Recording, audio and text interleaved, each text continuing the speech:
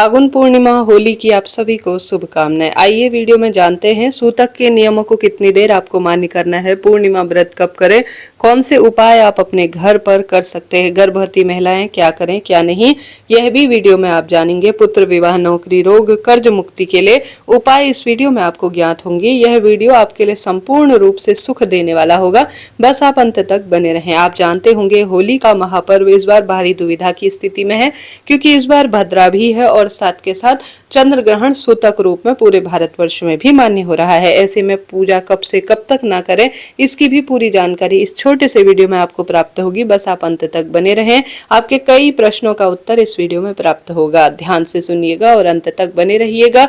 जो पूर्णिमा है वह अपने आप में सत्यनारायण भगवान चंद्र देवता को समर्पित सबसे सुंदर दिन है। माँ लक्ष्मी की स्तुति से भाग्य प्रबल होता है, दुख दारिद्रता का स्वतः ही अंत हो जाता है। परंतु सूतक भद्रा में कैसे पूजा, नियम इत्यादि का पालन करें। सबसे पहले तो भारत में ग्रहण पूर्ण रूप से मान्य है। गर्भवती महिलाएं, भले ही कौन सा भी महीना चल रहा हो, आपके कोई रिश्तेदार हैं उनसे कहें या स्वयं आप हैं या कोई भी परिवार में है, तो महामृत्युंजय मंत्र का जाप करते हुए चंदन से, घर में लाल या पीला चंदन जो भी है, 3 तारीख को सूतक है, ग्रहण है, और पूर्ण रूप से अपने पेट में या तो गोबर या लाल जो चंदन होता है या किसी भी स्वरूप में कोई भी गौ माता के जो पैरों की रज होती है उसकी मिट्टी पैर जो अपना पेट है उसमें जरूर लगाएं। सबसे सरल रहता है चंदन। चंदन आसानी से उपलब्ध है। त्रिपुंड अपने पेट पर बना लीजिए और महामृत्युंजय मंत्र का जाप करने से गर्भस्थ शिशु की हमेशा रक्षा होती है। तो यह कार्य सभी को करना है। अपने जितने भी रिश्तेदार, जानने वाले हैं या स्वयं आप, जरूर से उन्हें यह बात बताएं। अब पूर्णिमा व्रत सबसे पहले जानिए कब करना है। देखिए, मैं पंचांग का आपको प्रमाण दूंगी ताकि आपको पूरी तरह से कोई भी दिक्कत ना हो। मैं स्वयं पूर्णमासी व्रत करती हूँ, तो यह बहुत ही विशेष जानकारी आपके लिए रहेगी। देखिए, पूर्णिमा व्रत हमेशा एक ये चीज देखनी चाहिए कि रात्रि में जब हम पूर्णमासी व्रत करें तो शाम के समय पूर्णिमा तिथि व्याप्त हो, जब हम चंद्र पूजन करते हैं। तो उस आधार पर इस बार 2026 में 2 मार्च की शाम 5:56 से पूर्णिमा शुरू हो रही है और पूर्णिमा तिथि का समापन 3 मार्च 2026 की शाम 5:07 के आसपास है। ऐसे में जो 3 तारीख है ना, उस दिन एक तो सूतक रहेगा। सूतक में व्रत करना ठीक नहीं है, अशुद्ध अवस्था है, और उस दिन पूर्णिमा शाम तक 5:07 के आसपास ही है। ऐसी स्थिति में अधिकतर जो गुरुजन हैं, अधिकतर जो पंचांग है, जिस पंचांग में से मैं शुभ अशुभ समय आपको बताती हूँ, उस पंचांग में 2 मार्च 2026 दिन सोमवार का ही पूर्णमासी का व्रत दिया गया है। मैं शुरू से, जब से मैंने ये वीडियो बनाना शुरू किया ना, आपसे यही बात कह रही हूँ, और मैंने 5-6 दिन पहले ही यह बात आपको प्रमाण के साथ कह दी थी। आजकल तो सभी कह रहे हैं, अब तो सबने बयान भी बदल दिए हैं। अधिकतर जो शास्त्र प्रमाण जानकारी मिली थी वो 2 मार्च की थी, जिसके बारे में आपको पहले ही बता दिया है। मैं तो 2 मार्च शुद्ध अवस्था में पूर्णमासी व्रत पूरे दिन भर में करूंगी। रात्रि में मुझे चंद्र देवता प्राप्त होंगे। शुद्ध अवस्था में चंद्र देवता को पूजित कर मैं अपने व्रत का पारणा करूंगी। इस स्क्रीन पर मैंने पंचांग में जो डेट दी हुई है उसकी भी जानकारी दे दी। अब बात आती है दीदी होली कब करें। देखिए, होली भी पूर्ण रूप से एक ही मत निकल कर आ रहा है, यही सहमति बनी है कि 2 मार्च 2026 को ही होली का दहन होगा। 3 तारीख को कुछ भी नहीं होगा, क्योंकि 3 तारीख को भद्रा है पूर्ण रूप से, और भद्रा नहीं, सूतक है पूर्ण रूप से। ऐसी स्थिति में आप सभी को 3 तारीख को बस भगवत ध्यान करना चाहिए। 2 तारीख है ना जो, वह बहुत विशेष है, क्योंकि 2 तारीख को एक तो सोमवार है, एक शुद्ध अवस्था में शाम के समय पूर्णमासी हमें परिपूर्ण रूप से प्राप्त हो रही है प्रदोष काल में। ऐसी स्थिति में भद्रा का यहाँ पर अब कोई विचार नहीं होगा। भद्रा का हम कोई भी ध्यान नहीं करते हुए सिर्फ पूर्णिमासी तिथि प्रदोष काल में हमें शुद्ध और श्रेष्ठ अवस्था में प्राप्त हो रही है। इस कारण से पूरे भारतवर्ष में अधिकतर स्थानों पर 2 मार्च 2026 की शाम को ही होली का दहन किया जाएगा और 2 मार्च को ही पूर्णमासी का व्रत भी होगा। ऐसे में 2 मार्च को जो शाम के समय जो होली का दहन है उसका जो शुभ मुहूर्त रहने वाला है, एक मुहूर्त तो शाम को 6:09 से 8:50 के आसपास सबसे श्रेष्ठ रूप में है। एक दूसरा मुहूर्त जो कि पंचांग में भी दिया है, वह रात्रि को जब भद्रा खत्म होगी 1:27 से 2:40 के आसपास प्राप्त हो रही है। तो यह 2 तारीख के 2 मुहूर्त मैंने आपको बताए। अब बात कर लेते हैं 3 तारीख की। देखिए, 3 तारीख को इस बार ग्रहण है, आप जानते होंगे, और सूतक भारत में पूरी तरह से मान्य है, और यह सूतक हमेशा 9 घंटे पहले शुरू हो जाता है, आप जानते होंगे। ऐसी स्थिति में आपके प्रश्न आ रहे हैं क्या इतने 9 घंटे हम सूतक मान्य करें और पूजा कब कर ले।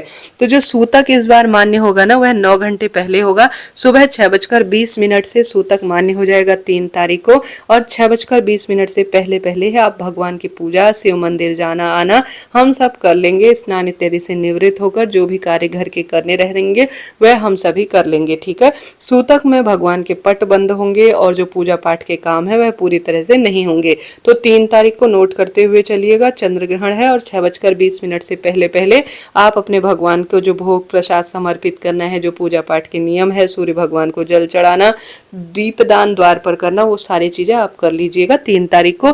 फिर ग्रहण लग जाएगा, फिर करना किसी भी स्वरूप में ठीक नहीं होगा। ठीक है, अब जो गर्भवती महिलाएं हैं वह क्या करें। इतना लंबा 9 घंटा तो किसी भी रूप में रहा नहीं जा सकता बिना प्यास भूखते।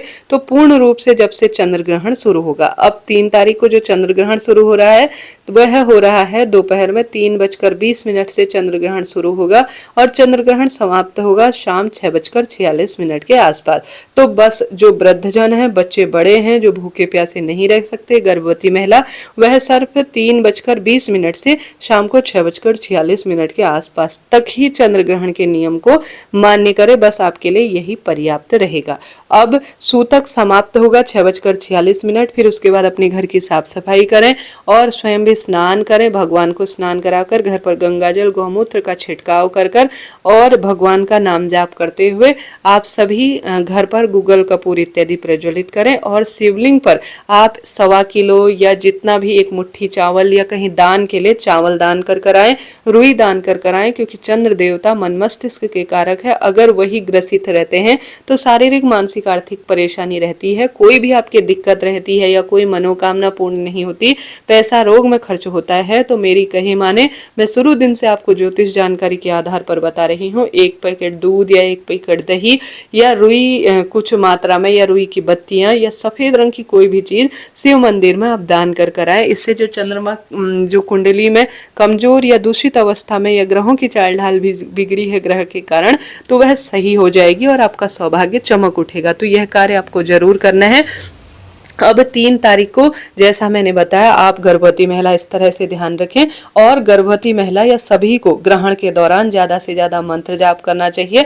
अन्य समय की अपेक्षा ग्रहण के दौरान मंत्र जाप, भगवान का नाम जाप किया जाए, या हनुमान चालीसा या श्रीमद् भगवद गीता का पाठ, रामायण का पाठ, शिव महापुराण की कथा इत्यादि सुनी जाए तो अनंत अनंत गुना यह लाभ देती है। शारीरिक मानसिक आर्थिक कष्ट बंधनों से भी मुक्त करने वाला कार्य होता है। सूतक शुरू होने से पहले अपने घर पर जो भी दूध दही है, बचा हुआ पानी है या कोई भी वस्तु है, उसमें आप सभी को क्या करना है कि या तो कुशा डालनी है या दूर्वा घास जरूर से डालकर छोड़ देनी है। फिर उसको आप काम में ले सकते हैं, वह अशुद्ध नहीं रहता है, शुद्ध अवस्था में होता है। परंतु ग्रहण में तुलसी स्पर्श नहीं करी जाती है।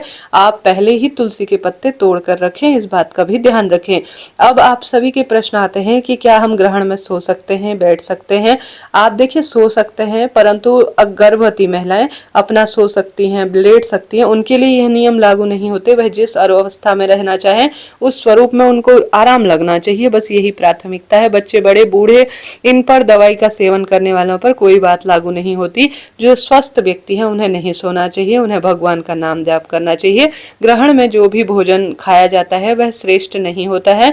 तो ग्रहण जब से शुरू हो समापन होने तक आपको कुछ भी खाना पीना नहीं है, इस बात का बहुत आपको ध्यान रखना है, नहीं तो बहुत अधिक नवग्रहों की दशा बिगड़ती है और सौभाग्य में कभी भी बढ़ोतरी नहीं होती है। इस बात का आप ध्यान रखें। तो इस तरह से मैंने यह आपको पूरी बात बताई। इस बार जो ग्रहण लगने जा रहा है वह सिंह राशि में लगने जा रहा है, साथ ही सभी नवग्रहों की दशा इससे खराब होने वाली है। कहीं ना कहीं सभी राशि के जातकों को सफेद रंग की चीजों का ज्यादा से ज्यादा दान करना है, परंतु सिंह राशि के जातक, क्योंकि जिस समय यह ग्रहण लगेगा उस समय चंद्र देवता सिंह राशि में विराजमान रहेंगे और पूर्वा फाल्गुनी उस समय नक्षत्र रहेगा। ऐसी स्थिति में सिंह राशि के जातक वाहन चलाते हुए और विशेष तौर पर अपने बोलचाल, अपने जो धन है उसको बहुत संभल कर, बहुत ध्यान से, अपना बहुत अधिक आपको जो है है विशेष ध्यान रखना चाहिए इस समय, नहीं तो आपका कहीं ना कहीं किसी न किसी स्वरूप में मन तन बहुत प्रभावित हो सकता है। तो इन चीजों को नोट करें और पूर्ण रूप से अपना और अपने परिवार का हर स्वरूप में ध्यान रखें। सभी जातकों को भगवान महादेव की ज्यादा से ज्यादा प्रार्थना पूजा अर्चना करनी चाहिए। इसके पीछे कारण है कि महादेव के मस्तक पर चंद्र देवता विराजित है। महादेव की पूजा करने से नवग्रहों की दशा स्वयं ही सुदृढ़ हो जाती है। कोई प्रश्न हो कमेंट्स में पूछें, आपका अपना चैनल है। इस तरह से मैंने जानकारी दी। ग्रहण के दौरान गर्भवती महिला जो चाकू छुरी है इनका प्रयोग ना करें। बाहर निकलने में कोई दोष नहीं है। सूर्य ग्रहण नहीं है, यह चंद्र ग्रहण है। चंद्र देवता इस समय अदृश्य अवस्था में होंगे, परंतु ग्रहण का प्रभाव तो रहेगा ही। तो सूतक भी मान्य होगा, ग्रहण भी है।